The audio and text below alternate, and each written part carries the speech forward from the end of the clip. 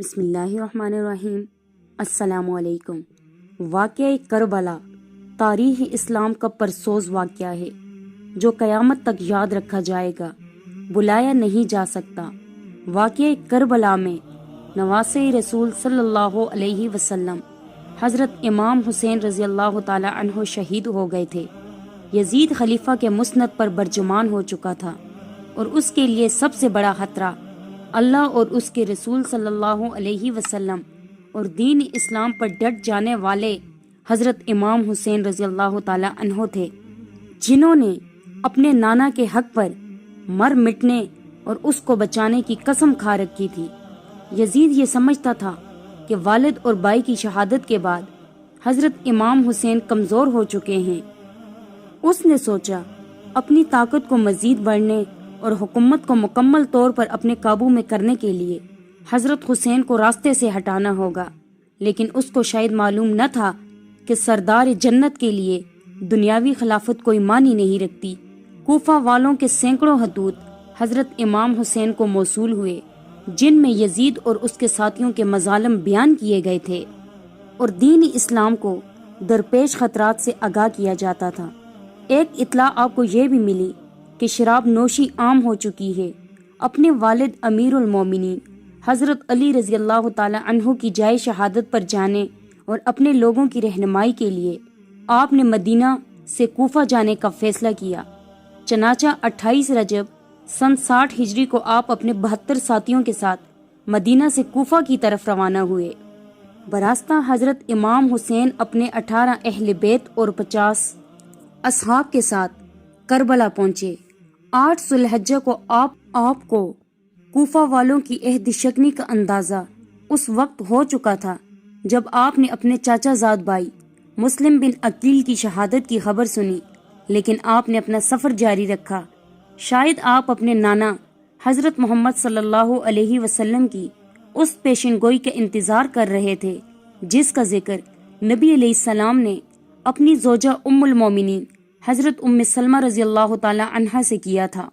بخاری شریف کی روایت میں آتا ہے کہ آپ صلی اللہ علیہ وسلم نے ام سلمہ رضی اللہ تعالی عنہا کو مٹی دی اور کہا یہ کربلا کی مٹی ہے، جب یہ سرخ ہو جائے تو سمجھ لینا کہ میرے جگر کا گوشہ اور میرے گھر کا حسین ابن علی شہید کر دیا گیا ہے۔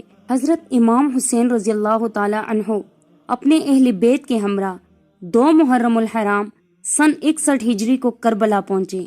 بعض روایت میں آتا ہے کہ آپ جس سواری پر میدان کربلا پہنچے تو آپ کے گھوڑے پر ایک عجیب سی کیفیت طاری تھی، جیسے وہ آپ کو یہاں سے لے کر دور بھاگنا چاہتا ہو۔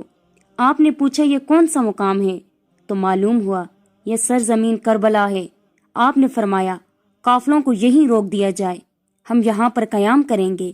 اصحاب نے آپ کے حکم کی تعمیل کی اور کربلا کے بنجر ریگستان میں خیمے لگائے۔ آپ نے آسمان کی طرف دیکھ کر اللہ رب العزت سے دعا کی، اے اللہ میرے نانا کے دین کی حفاظت فرما اور اسے زندہ اور آباد رکھ۔ آپ کو اطلاع مل چکی تھی کہ آپ کے چاچا زاد بھائی حضرت مسلم بن عقیل، جن کو آپ نے اپنا سفیر بنا کر کوفہ بھیجا تھا کہ وہاں کے حالات معلوم کر کے آپ کو خبر دیں، ان کو انتہائی بے دردی کے ساتھ شہید کر دیا گیا ہے۔ کوفہ کے لوگ جو آپ کو بار بار خطوط بھیج رہے تھے، وہ کوفہ کے گورنر ابن زیاد کے خوف یا لالچ سے حضرت مسلم بن عقیل کو تنہا چھوڑ چکے تھے۔ وہ کوفہ کی گلیوں سے بالکل ناواقف تھے۔ ابن زیاد کے ایک سپہ سالار نے ان کو امان کروا کر وعدہ لے کر گرفتار کیا اور بعد میں ان کو کوفہ کے محل کی چھت سے دھکا دے کر شہید کر دیا۔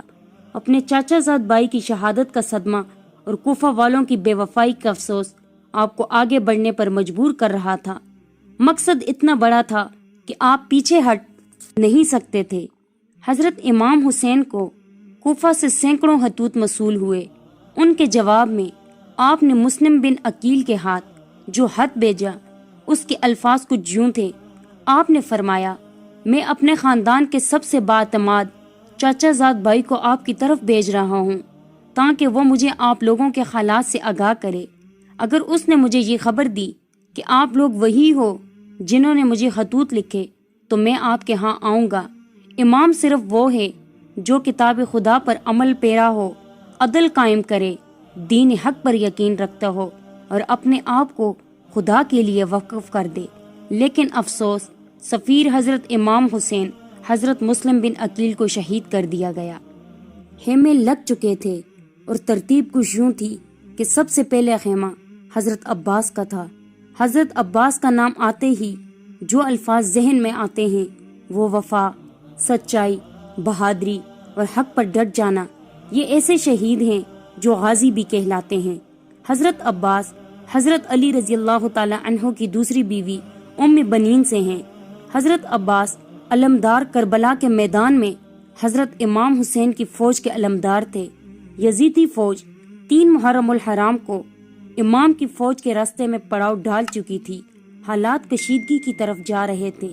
حضرت امام حسین رضی اللہ تعالی عنہ نے اپنے اصحاب اور اہل بیت کو اکٹھا کر کے فرمایا، میں آپ سب لوگوں سے اپنی بیت اٹھاتا ہوں، آپ آزاد ہیں، آپ لوگ جانا چاہیں تو جا سکتے ہیں۔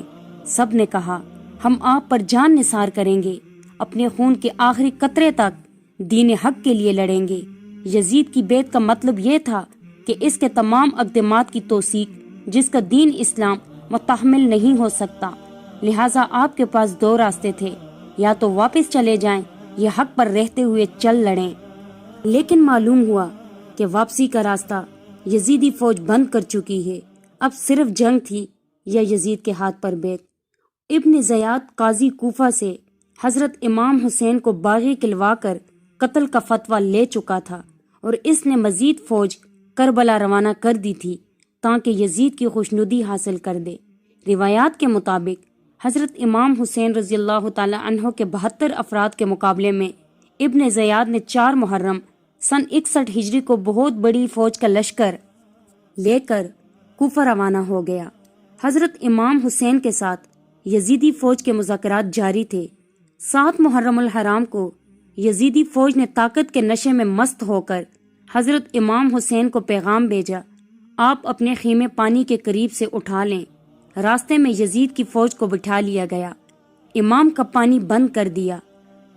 امام نے پانی بند کرنے کا یہ ظلم اس لیے برداشت کیا کہ کہیں بعد میں لوگ یہ نہ کہیں کہ حضرت امام حسین اور یزیدی فوج میں تنازع پانی کا تھا جس پر لڑائی ہوئی۔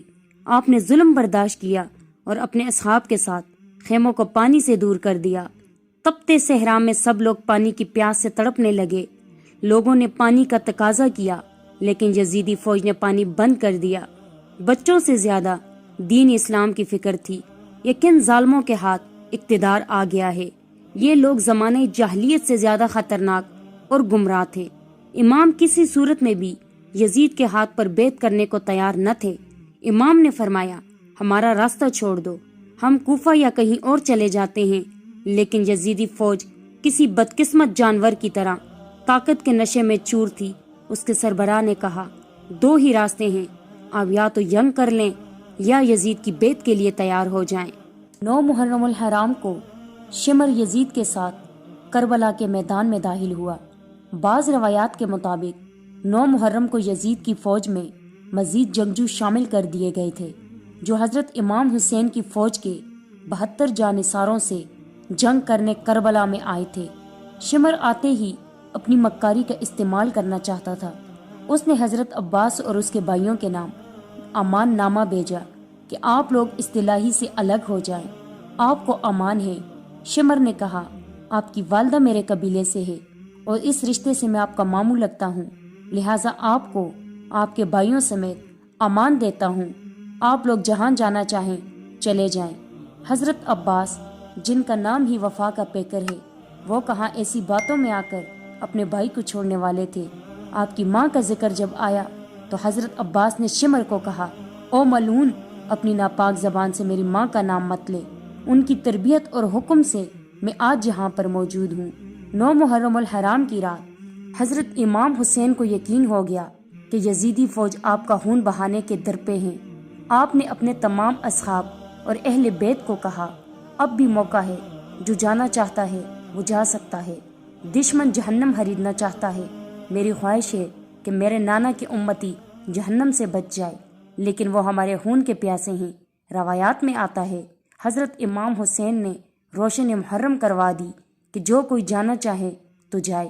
کچھ دیر بعد آپ نے اپنے باوفا بھائی اور ساتھی کو کہا، عباس روشنی بڑھا دو، کہ یعنی حضرت امام حسین کو یقین تھا کہ یہ میرا بھائی مجھے تنہا نہیں چھوڑے گا۔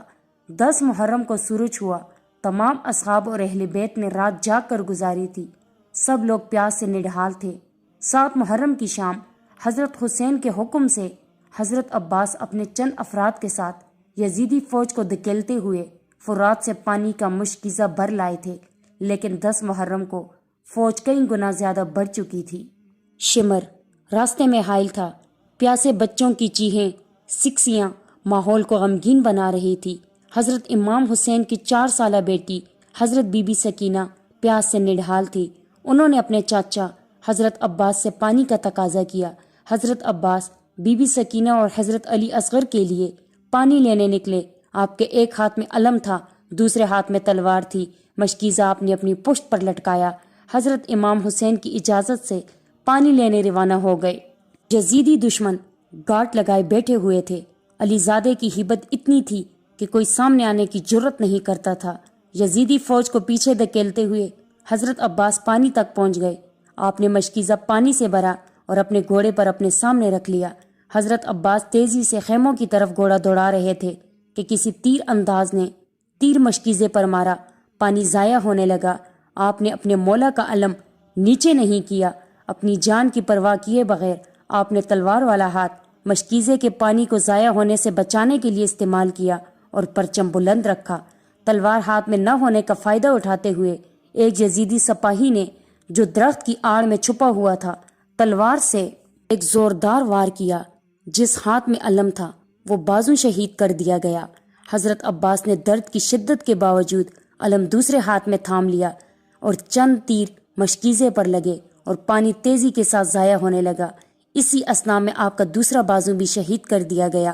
علی زادے کو بے دردی کے ساتھ زخمی کر دیا گیا۔ آپ کے دونوں بازو شہید کر دیے گئے، لیکن ابھی آپ زندہ تھے۔ شاید اسی نسبت سے آپ کو غازی کا لقب دیا جاتا ہے۔ ایک یزیدی بدبخت نے پیچھے سے آپ کے سر مبارک پر ضرب لگائی اور آپ شہید ہو گئے۔ کربلا کے تمام جانثار آپ پر جانیں قربان کر رہے تھے۔